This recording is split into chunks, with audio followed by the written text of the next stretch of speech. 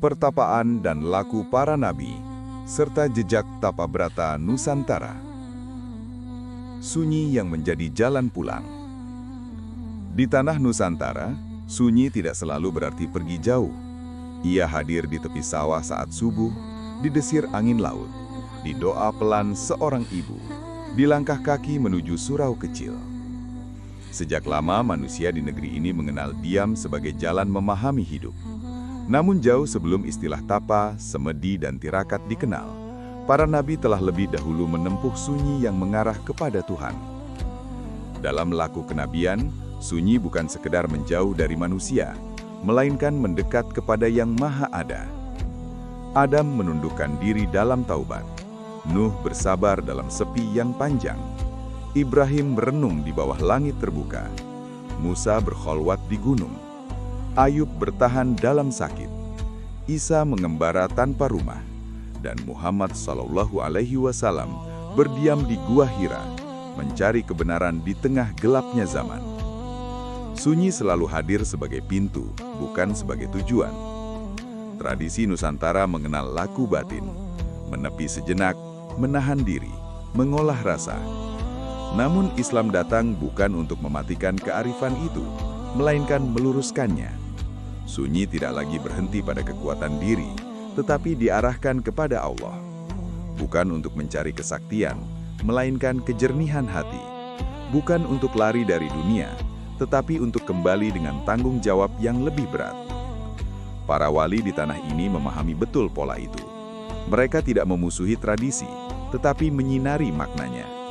Surau, langgar, dan pesantren menjadi ruang uzlah yang hidup, bukan gua yang memisahkan diri, melainkan tempat membentuk akhlak. Doa, wirid, puasa, dan tirakat dijalani bukan untuk meninggikan diri, tetapi untuk menundukkan nafsu dan menajamkan amanah. Islam Nusantara tumbuh dari kesadaran bahwa Tuhan tidak jauh dari tanah dan kehidupan. Ia hadir dalam adab, dalam kerja, dalam kebersahajaan. Sunyi bukan berarti berhenti berbuat, tetapi mengatur batin sebelum melangkah. Sebab peradaban yang kuat tidak lahir dari kegaduhan, melainkan dari jiwa-jiwa yang tertata. Perjalanan ini bukan mengajak kita bertapa seperti para nabi, tetapi memahami makna sunyi mereka. Agar di tengah dunia yang semakin bising, manusia Nusantara tetap eling, ingat kepada asalnya, dan waspada, menjaga arah hidupnya.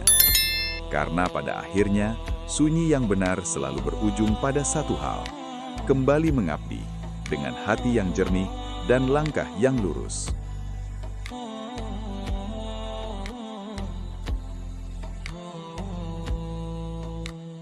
Si kenabian. Dalam sejarah kenabian, sunyi bukan kebetulan. Ia bukan hasil kelelahan, bukan pula pelarian dari dunia yang kejam. Sunyi adalah metode ilahi, cara Allah menyiapkan manusia sebelum diberi amanah besar. Hampir tak ada nabi yang langsung diutus tanpa melalui fase kesendirian, kegelisahan batin, atau penarikan diri dari hiruk-pikuk zamannya. Sunyi itu beragam bentuknya. Ada sunyi Adam dalam tangis taubat. Ada sunyi Nuh dalam penolakan yang panjang. Ada sunyi Ibrahim saat memandang bintang dan bulan. Ada sunyi Musa di gunung. Ada sunyi Muhammad SAW di Gua Hira. Tetapi semuanya memiliki satu kesamaan. Jiwa dipisahkan sejenak dari dunia agar kembali terhubung dengan langit. Dalam pandangan Islam, sunyi bukan ruang kosong. Ia adalah ruang penuh, penuh kehadiran Allah. Ketika suara manusia berhenti mendominasi, suara hati mulai terdengar. Dan ketika hati menjadi jujur, wahyu menemukan tempatnya. Karena wahyu tidak turun pada jiwa yang gaduh oleh ambisi, tetapi pada jiwa yang siap menerima amanah. Pertapaan bukan pelarian, tapi penempaan. Di banyak budaya, pertapaan sering dipahami sebagai meninggalkan dunia.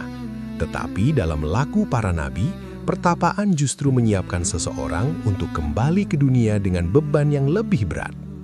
Tidak satupun nabi yang selesai bertapa lalu hidup menyendiri selamanya. Mereka kembali, membawa risalah, hukum, dan tanggung jawab sosial. Inilah perbedaan mendasar antara laku kenabian dan laku asketik murni. Nabi tidak bertapa untuk menjadi suci bagi dirinya sendiri, tetapi untuk memikul penderitaan umat. Sunyi mereka bukan untuk menghindari konflik, melainkan untuk menguatkan diri sebelum menghadapi konflik yang lebih besar. Dalam Islam Nusantara, prinsip ini terasa sangat dekat. Para wali dan ulama tidak mengajarkan uzlah yang memutus kehidupan. Mereka mengajarkan ngeli tanpa keli, mengalir di tengah masyarakat tanpa hanyut. Sunyi dilakukan secukupnya, lalu seseorang kembali ke sawah, pasar, pesantren, dan keluarga dengan adab yang lebih tertata. Maka pertapaan dalam Islam bukanlah penolakan atas dunia, melainkan penataan hubungan dengan dunia. Dunia tidak ditinggalkan, tetapi tidak dibiarkan menguasai hati. Sunyi tauhid dan sunyi asketik. Tidak semua sunyi bernilai sama. Ada sunyi yang mendekatkan, dan ada sunyi yang justru menyesatkan. Islam membedakan dengan tegas antara sunyi tauhid dan sunyi asketik yang terlepas dari arah ilahi. Sunyi tauhid selalu berujung pada Allah. Ia diisi dengan doa, zikir, tafakur, dan pengakuan akan kelemahan diri. Ia tidak menjanjikan kesaktian, tidak mengejar keistimewaan, dan tidak membangun identitas spiritual yang tinggi hati. Sunyi ini melahirkan kerendahan, bukan keakuan. Sebaliknya, sunyi asketik yang tidak terikat tauhid beresiko berhenti pada diri sendiri. Ia bisa melahirkan kebanggaan batin, pencarian kemampuan luar biasa, atau rasa lebih dari manusia lain. Dalam konteks Nusantara, inilah titik di mana laku tapa perlu diluruskan, bukan dihapus. Islam Nusantara hadir sebagai jembatan, menjaga kedalaman rasa, tetapi mengarahkan tujuan. Sunyi tidak dimatikan, tetapi disucikan. Laku batin tidak ditolak, tetapi ditauhidkan. Sehingga yang lahir bukan manusia sakti, melainkan manusia beradab. Dari sinilah perjalanan ini dimulai. Dari pemahaman bahwa sunyi bukan tujuan akhir, melainkan gerbang awal. Dan setelah gerbang itu dilewati, para nabi dan manusia yang meneladani mereka akan kembali ke dunia membawa cahaya ke tengah kehidupan.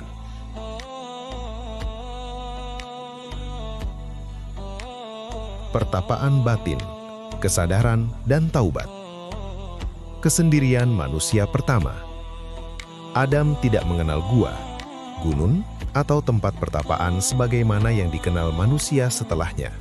Namun Adam mengenal sesuatu yang jauh lebih sunyi, kesendirian eksistensial. Ia adalah manusia pertama yang merasakan keterpisahan, bukan hanya dari surga, tetapi dari keadaan asalnya. Turunnya Adam ke bumi bukan sekedar perpindahan tempat, melainkan perubahan keadaan jiwa. Di bumi, Adam tidak dikelilingi peradaban, tidak ada hiruk-pikuk pasar, tidak ada suara manusia lain yang ramai. Namun sunyi Adam bukan sunyi alam, melainkan sunyi kesadaran. Kesadaran bahwa ia telah berbuat salah, bahwa ia membawa amanah, dan bahwa hidup kini harus dijalani dengan tanggung jawab. Inilah sunyi pertama manusia, sunyi yang tidak dicari, tetapi dialami. Dalam pandangan Islam Nusantara, keadaan ini serupa dengan eling, tersadar akan asal dan tujuan. Adam tidak melarikan diri dari kesalahan, tidak membela diri, dan tidak mencari kambing hitam. Ia berhenti, diam, menyadari, dan disitulah pertapaan batin dimulai. Taubat sebagai laku spiritual awal. Pertapaan Adam bukanlah puasa ekstrim atau pengasingan diri, melainkan taubat yang jujur. Doanya sederhana, namun dalam maknanya. Wahai Tuhan kami telah menzolimi diri kami sendiri. Taubat ini bukan sekedar pengakuan dosa, tetapi pengakuan posisi bahwa manusia lemah, bergantung, dan tidak layak sombong. Inilah laku spiritual paling awal dan paling murni, mengakui batas diri di hadapan yang maha sempurna. Dalam tradisi Nusantara, nilai ini terasa dekat. Kesalehan tidak diukur dari seberapa jauh seseorang menyepi, tetapi dari seberapa dalam ia menjaga adab setelah kembali ke kehidupan. Adam menjadi contoh bahwa manusia boleh jatuh, tetapi tidak boleh kehilangan arah. Maka pertapaan Adam adalah akar dari semua laku kenabian. Sebelum ada Gunung Sinai, sebelum Gua Hiro, Sebelum uzlah para wali, ada satu sunyi yang lebih awal, sunyi seorang manusia yang sadar akan kesalahannya dan memilih kembali. Dari sinilah seluruh perjalanan spiritual manusia bermula. Pertapaan istiqomah, sabar di tengah penolakan. Nuh AS. Dakwah panjang dan kesepian sosial. Nuh diutus bukan kepada kaum yang belum mengenal Tuhan, tetapi kepada masyarakat yang menolak kebenaran yang mengganggu kenyamanan mereka. Ia berbicara, tetapi tidak didengar. Ia mengingatkan, tetapi ditertawakan. Tahun demi tahun berlalu, dan jumlah pengikutnya tetap sedikit. Inilah sunyi yang tidak terlihat, sunyi di tengah keramaian. Nuh tidak menyepi ke gunung, tidak bersembunyi di gua. Ia justru hadir terus-menerus di tengah kaumnya. Namun kehadirannya tidak dianggap. Kata-katanya memantul tanpa sambutan. Inilah bentuk pertapaan yang paling berat. Tetap berjalan di tengah manusia, tetapi merasa sendiri. Dalam pandangan Islam Nusantara, keadaan ini dekat dengan konsep sabar landarimo ing pandum, menerima bukan karena pasrah, tetapi karena yakin pada kehendak Allah. Nuh tidak mengukur kebenaran dari jumlah pengikut, ia mengukur dirinya dari kesetiaan pada amanah. Doa sunyi yang tidak didengar manusia. Ketika kata-kata tidak lagi sampai ke telinga manusia, Nuh membawa suaranya ke langit. Doa-doanya tidak diucapkan di hadapan massa, tetapi dipanjatkan dalam kesendirian. Ia mengadu bukan dengan keluhan penuh amarah, tetapi dengan pengakuan jujur tentang keterbatasannya. Doa Nuh mengajarkan bahwa tidak semua perjuangan harus dipahami manusia. Ada laku yang hanya perlu diketahui oleh Allah. Inilah sunyi yang produktif, sunyi yang tidak mematikan harapan, tetapi memindahkan sandaran. Dalam tradisi Nusantara, laku ini dekat dengan ngeningake cipto, menjernihkan pikiran sebelum mengambil sikap. Ibrahim tidak tergesa-gesa memvonis, tetapi ia juga tidak berhenti di keraguan.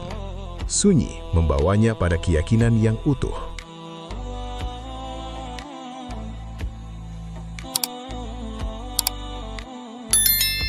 Tauhid menemukan jalannya ke dunia.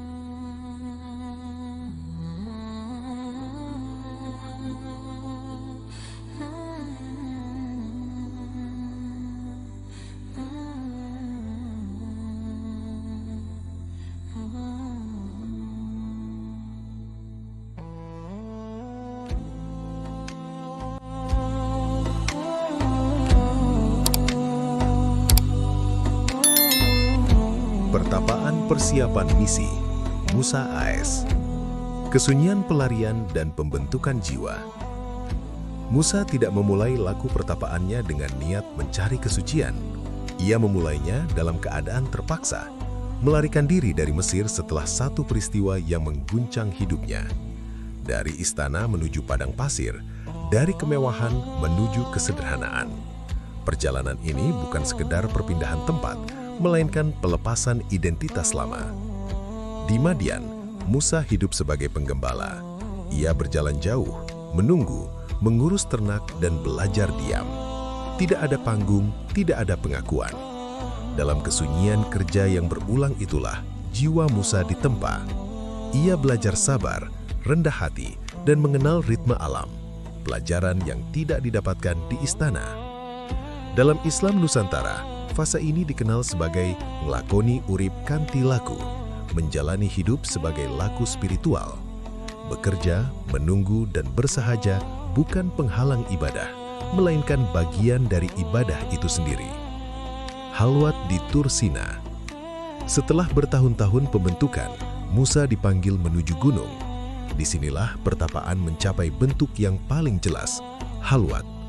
Musa berpuasa, menyendiri, dan memutuskan sementara urusan dunia untuk fokus sepenuhnya kepada Allah. 40 malam bukan angka sembarangan. Ia menandai waktu penataan jiwa sebelum menerima amanah besar. Gunung dalam tradisi manusia sering dipandang sebagai tempat mendekat ke langit. Namun dalam Islam, bukan gunung yang mengangkat manusia, melainkan ketaatan.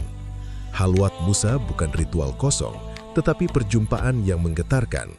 Suara ilahi yang memanggil, hukum yang diturunkan, dan beban umat yang diletakkan di pundaknya. Dalam rasa Nusantara, halwat ini serupa dengan menepi sejenak kanggo nemoaka arah. Namun, Islam menegaskan, arah itu tidak datang dari dalam diri semata, tetapi dari wahyu. Sunyi sebagai persiapan syariat. Pertapaan Musa tidak berakhir di gunung. Justru dari sanalah ia turun membawa syariat, aturan hidup, hukum, dan tatanan sosial. Ini menegaskan satu prinsip penting, sunyi selalu mendahului hukum, bukan sebaliknya. Tanpa jiwa yang ditempa, hukum hanya menjadi beban. Tanpa kesadaran batin, aturan kehilangan ruhnya. Musa kembali ke kaumnya bukan sebagai pertapa, tetapi sebagai pemimpin. Ia harus menghadapi pembangkangan, keluhan, dan konflik. Sunyi yang ia lalui bukan membuatnya lembut tanpa ketegasan, tetapi tegas tanpa kehilangan iman. Dalam Islam Nusantara, pelajaran ini sangat dekat. Laku batin harus berbuah pada adab sosial. Halwat tanpa tanggung jawab hanya melahirkan kesalehan pribadi. Halwat yang benar melahirkan kepemimpinan yang adil. Dari Musa, manusia belajar bahwa pertapaan sejati bukan akhir perjalanan, melainkan persiapan untuk memikul amanah bersama. Sunyi menata hati agar ketika kembali ke dunia, manusia tidak membawa ego, melainkan hukum dan keadilan. Pertapaan dalam penderitaan total. Ayub AS. Derita sebagai ruang uzlah. Ayub AS adalah contoh paling murni dari pertapaan yang lahir bukan dari keinginan, tetapi dari penderitaan total. Ia kehilangan harta, keluarga, dan kesehatan. Tubuhnya dirundung sakit, rumah tangganya sunyi, dan teman-temannya pergi atau menghakimi. Sunyi Ayub bukan kesendirian pilihan, tetapi kesunyian yang dipaksakan oleh takdir. Dalam tradisi Islam Nusantara, ini serupa dengan lelaku prihatin, di mana manusia menahan diri dari segala kenyamanan untuk menyadari hakikat hidup. Namun berbeda dengan tirakat yang disengaja, penderitaan Ayub membentuk batin secara mendesak, menyadarkan manusia bahwa seluruh dunia fana dan hanya Allah yang abadi. Sabar tanpa keluhan. Pertapaan Ayub menampilkan sabar yang tidak retoris, bukan sekedar menahan emosi, tapi memelihara iman di tengah cobaan ekstrem. Ia tidak menyerah pada putus asa, tidak menyalahkan manusia lain, dan tidak menentang Allah. Bahkan ketika teman-temannya menyarankan untuk mengutuk Tuhan, Ayub tetap diam, menahan lidah, dan memusatkan hati pada zikir. Di Nusantara ini bisa dibandingkan dengan konsep nrimo ing pandum, menerima takdir dengan penuh kesadaran, tetapi tetap aktif memelihara keharmonisan hidup. Sunyi Ayub adalah sunyi yang produktif, mengasah iman, memperdalam hubungan dengan Tuhan, dan menata kesabaran. Iman yang tidak bergantung pada keadaan. Puncak pertapaan Ayub adalah kesadaran bahwa iman tidak tergantung pada kenyamanan atau kesenangan duniawi. Ia tetap berserah, tetap berzikir, dan tetap berharap meski segalanya tampak hilang. Penderitaan total ini menjadi medium untuk menyempurnakan jiwa, menyingkirkan kesombongan dan ketergantungan pada dunia. Dalam perspektif Islam Nusantara, Ayub menjadi teladan. Sunyi bukan untuk menutup diri dari dunia, tetapi untuk menemukan kekuatan batin. Penderitaan bukan hanya ujian, tetapi juga latihan spiritual yang menyempurnakan akhlak, agar kelak seseorang mampu kembali ke masyarakat dengan hati yang matang dan sabar yang teguh. Pertapaan di tengah kekuasaan, kehati-hatian, dan keadilan. Daud dan Sulaiman AS. Sunyi di balik tahta. Daud AS. Daud AS bukan hanya seorang nabi, tetapi juga raja yang memimpin Bani Israel. Ia diangkat menjadi penguasa, memiliki kekuatan, pengaruh, dan kemewahan yang besar. Namun di balik kedudukan itu, Daud menyadari satu hal: kekuasaan bisa menutupi suara hati. Dalam konteks Islam Nusantara, ini setara dengan menepi di tengah keramaian pasar. Tetap hadir, tapi hati tidak larut oleh gemerlap dunia. Daud sering menyendiri untuk merenung, berzikir, dan memohon petunjuk, menjaga agar kekuasaan tidak menggerogoti keadilan dan ketakwaan. Sunyinya tidak menjauhkan diri dari rakyat, tetapi menguatkan tanggung jawab sosialnya. Tazkiyatun nafs di tengah godaan. Sebagai pemimpin, Daud dihadapkan pada banyak godaan, kemewahan, pujian berlebihan, dan hasrat duniawi. Pertapaan Daud bukan berupa kesendirian fisik semata, tetapi tazkiyatun nafs, pembersihan hati di tengah kenyamanan dan tekanan. Ia membaca kitab, berpuasa, dan menahan hawa nafsu. Ia menyadari bahwa kekuatan tanpa kesucian hati bisa menjadi bencana. Dalam tradisi Nusantara, ini mirip dengan lelaku raja yang eling, tetap memegang jabatan, tapi hatinya tidak terikat dunia. Sunyi bukan melarikan diri, tetapi menyadari batas diri di tengah kekuasaan. Hikmah Sulaiman AS memahami alam dan manusia. Sulaiman AS, putra Daud, mewarisi kekuasaan dan hikmah yang luar biasa. Namun ia memahami bahwa kebesaran itu bukan alasan untuk sombong, melainkan kesempatan untuk menata dunia dengan adil. Pertapaan Sulaiman bukan sepi di gua, tetapi kontemplasi di tengah tanggung jawab sosial dan politik. Ia mendengar bahasa burung, memahami alam, menegakkan hukum, dan memimpin rakyat dengan bijaksana. Dalam Islam Nusantara, ini seperti suluk di tengah masyarakat. Tetap hadir, tetap bekerja, tetapi hati selalu menunduk pada Tuhan. Sunyi Sulaiman bukan isolasi, tapi perhatian penuh terhadap Allah di tengah kesibukan dunia.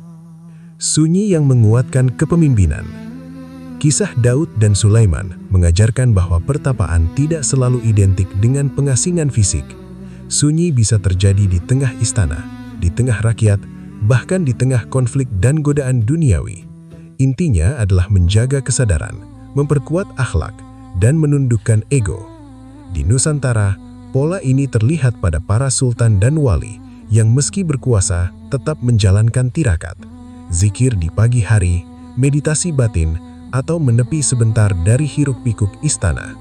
Sunyi di sini menjadi alat pengendalian diri dan penjernihan hati, agar amanah besar tidak disalahgunakan. Pesan universal dari pertapaan kekuasaan. Pertapaan Daud dan Sulaiman menegaskan satu prinsip: kekuasaan duniawi harus ditempa dengan kesunyian batin. Tanpa sunyi, kekuasaan bisa mengubah manusia menjadi tiran. Dengan sunyi, kekuasaan menjadi sarana menegakkan keadilan, mengasihi rakyat, dan mendekatkan diri pada Allah. Bagi manusia modern, kisah ini menjadi pengingat bahwa pertapaan bukan selalu menjauh dari dunia, melainkan menjadi sadar di tengah dunia. Sunyi yang produktif dan reflektif adalah jembatan antara kekuasaan dan iman, antara tanggung jawab dan ketakwaan, antara dunia dan akhirat.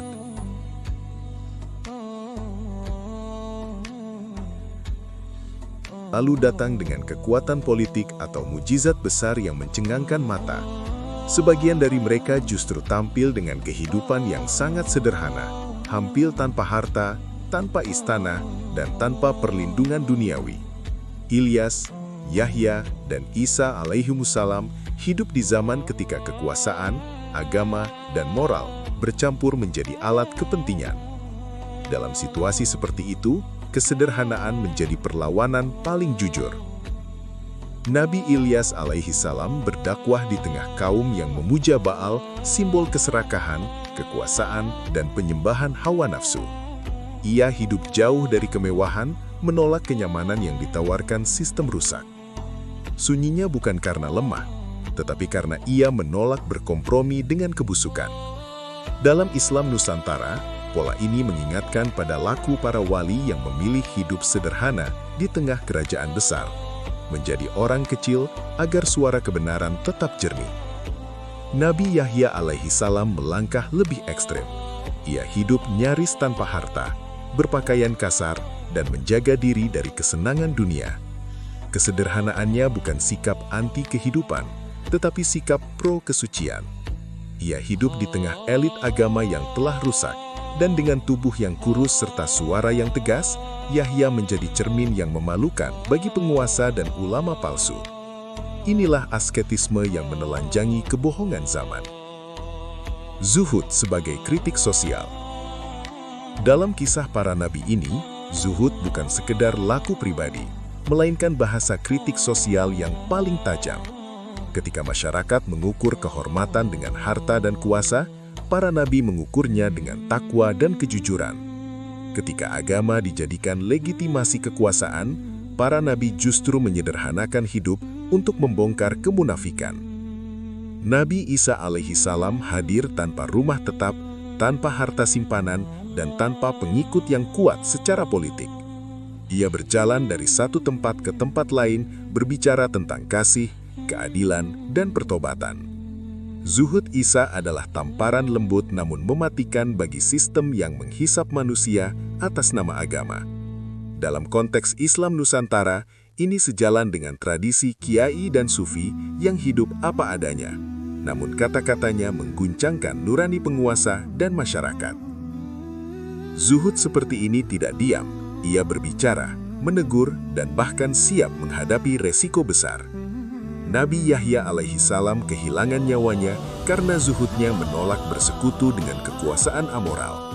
Nabi Isa alaihissalam dikejar, difitnah, dan dimusuhi karena kehadirannya menggugat struktur kezoliman. Ini menunjukkan bahwa pertapaan asketik para nabi adalah bentuk tertinggi perlawanan moral. Ketika dunia rusak, mereka tidak memperbaikinya dengan kekerasan, tetapi dengan teladan hidup. Sunyi mereka menjadi cahaya, kesederhanaan mereka menjadi senjata, dan zuhud mereka menjadi peringatan abadi bahwa kebenaran tidak pernah membutuhkan kemewahan untuk bersinar.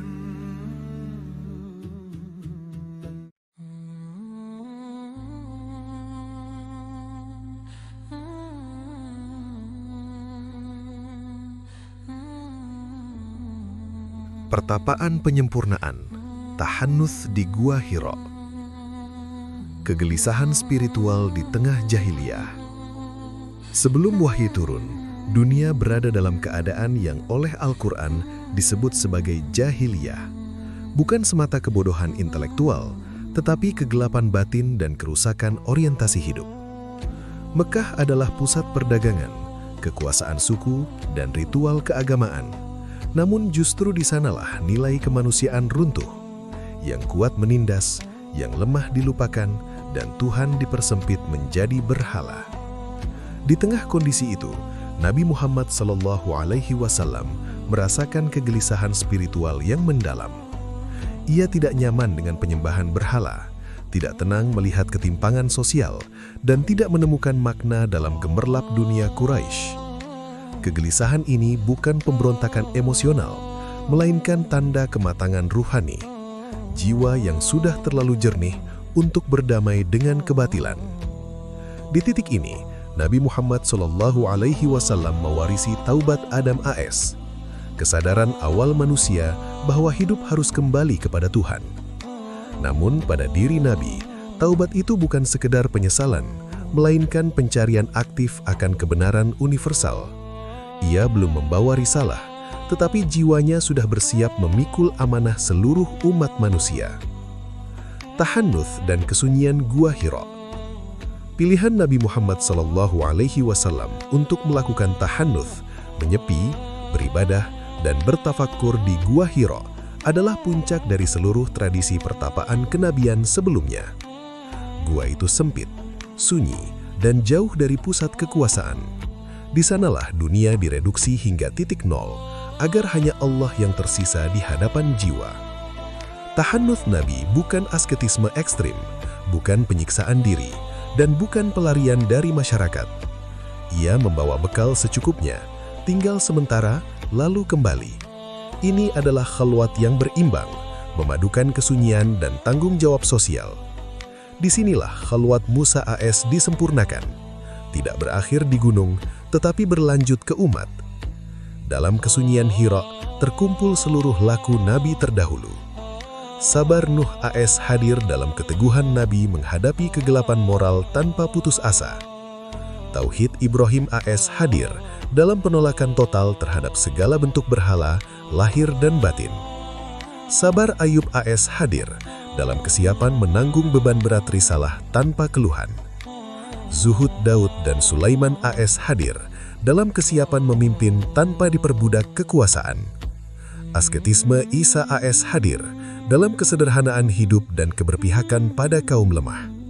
Semua itu tidak berdiri sendiri, tetapi menyatu, matang, dan menunggu satu momen, turunnya wahyu terakhir. Wahyu pertama dan lahirnya risalah terakhir. Ketika perintah Iqra diturunkan, Gua Hira tidak lagi menjadi tempat sunyi, tetapi rahim peradaan. Perintah membaca bukan sekedar membaca teks, tetapi membaca realitas, membaca diri, membaca sejarah, dan membaca Tuhan. Disinilah pertapaan Nabi Muhammad SAW mencapai bentuk tertingginya, sunyi yang melahirkan misi universal. Berbeda dengan pertapaan para nabi sebelumnya yang sering bersifat parsial untuk satu kaum atau satu fase sejarah, pertapaan Nabi Muhammad SAW melahirkan risalah penutup. Tidak ada lagi nabi setelahnya, karena pola spiritual manusia telah disempurnakan. Tidak perlu lagi laku ekstrem, tidak perlu lagi pengasingan total. Jalan telah lengkap, syariat, akhlak, dan spiritualitas menjadi satu kesatuan. Nabi turun dari Gua Hira bukan sebagai pertapa, tetapi sebagai Rasul yang kembali ke masyarakat. Inilah puncak pembeda Islam. Sunyi bukan tempat tinggal, tetapi titik berangkat. Dari gua kecil itu lahir tauhid global, keadilan sosial, dan etika peradaban. Gua Hira adalah simpul sejarah spiritual manusia. Titik hening tempat seluruh laku kenabian yang tersebar sepanjang zaman akhirnya bertemu, menyatu, dan menemukan bentuknya yang utuh. Di ruang sempit itu, perjalanan panjang manusia menuju Tuhan seakan diringkas dalam satu momen agung. Taubat Adam yang lahir dari kesadaran akan kesalahan, di Hira menemukan arah yang jelas, bahwa kembali kepada Allah bukan sekedar penyesalan, melainkan awal dari misi hidup yang bermakna. Sabar Nuh yang bertahan menghadapi penolakan dan ejekan umatnya, di Hira menemukan tujuan, bahwa kesabaran bukan hanya bertahan, tetapi memikul amanah kebenaran meski dunia menolak. Tauhid Ibrahim yang mematahkan berhala-berhala lahir dan batin, di Hira menemukan hukum yang sempurna. Tauhid tidak lagi berdiri sebagai sikap personal, melainkan menjadi fondasi peradaban dan tatanan hidup manusia. Khalwat Musa yang berlangsung di gunung dan dalam kesunyian panjang, di Hira menemukan keseimbangan. Sunyi tidak berhenti di puncak gunung, tetapi harus turun kembali untuk menuntun umat. Sabar Ayub yang ditempa dalam penderitaan total, di Hira menemukan makna terdalamnya, bahwa derita bukan hukuman, melainkan ruang pemurnian iman dan penguatan jiwa. Zuhud Daud dan Sulaiman AS yang dijalani di tengah kekuasaan dan kemewahan, di Hira menemukan etika bahwa kekuasaan hanya sah jika ditundukkan oleh kesadaran akan Allah dan tanggung jawab terhadap manusia. Asketisme Isa AS hadir dalam kesederhanaan hidup dan keberpihakan pada kaum lemah. Dan di sanalah Nabi Muhammad SAW menyempurnakan semuanya, bukan dengan menghapus jejak para nabi sebelumnya, tetapi dengan menyatukan, meluruskan, dan mematangkannya dalam satu jalan yang utuh. Pertapaan tidak lagi menjadi tujuan akhir, tetapi menjadi gerbang risalah. Sunyi tidak lagi menjadi tempat tinggal, tetapi titik berangkat.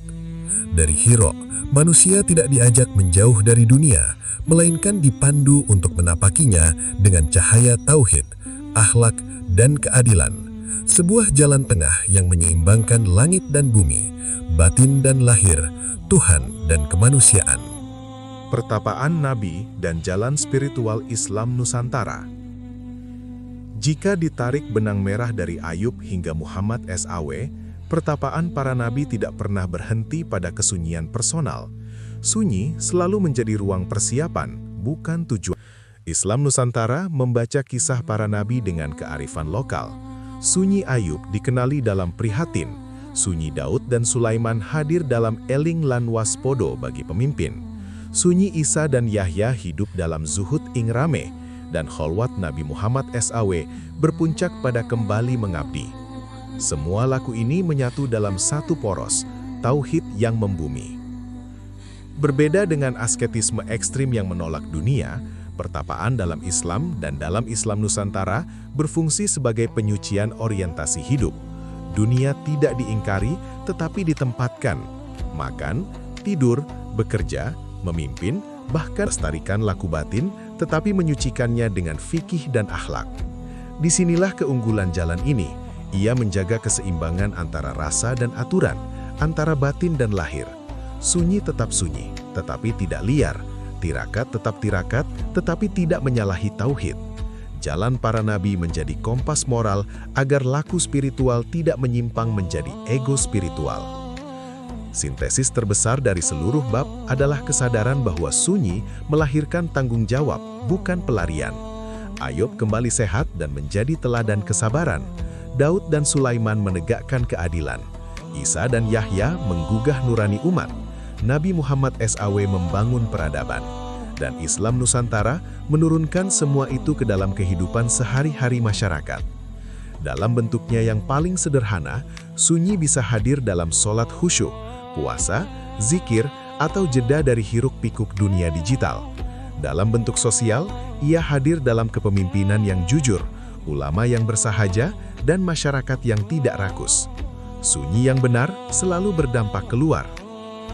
Pertapaan Nabi dan jalan spiritual Islam Nusantara bertemu di satu titik terang, jalan tengah. Tidak menolak dunia, tidak menuhankannya. Tidak memuja sunyi, tidak menenggelamkan diri dalam keramaian. Jalan ini tenang, tapi tegas, lembut, tapi berprinsip. Inilah jalan yang diwariskan para nabi dan dijaga para wali. Sunyi yang menyucikan, iman yang membumi, dan hidup yang berbuah maslahat.